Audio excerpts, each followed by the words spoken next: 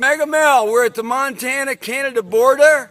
Tom and I have just completed, almost completed, a 4,500-mile epic adventure of the Continental Divide motorcycle trip. We left Colorado Springs and we rode to Columbus at the Mexican border.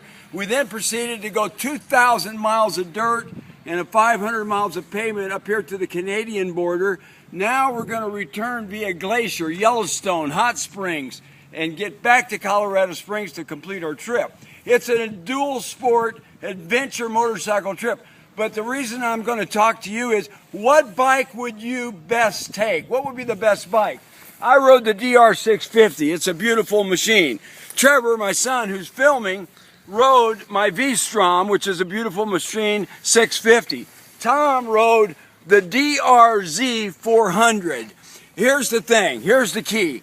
If you want to make the Continental Divide ride and you want to stay on maintained roads, maintained forest and county roads, the V-Strom's a good solution, but it doesn't have the handling of the smaller, lightweight type dirt bikes like Tom's and mine. If you want to do the rough stuff, there's no question in my mind, you really should take the DRZ 400, a DR 350, maybe a KTM 450. Suit yourself. But the superior suspension of those bikes and the lighter weight for the rougher roads, there's no question about it. That's the bike you want. I love my V-Strom, but you got to make that decision on what is it you're going to do with the bike. Now I want to turn it over to Tom and ask him about his DRZ 400. What would you do different? What would be the one thing you really like about your bike for this trip? What's the one thing you might hate about the bike? The bike suspension was incredible in the really hard stuff. It was awfully tough driving along at 65 miles an hour on the freeway.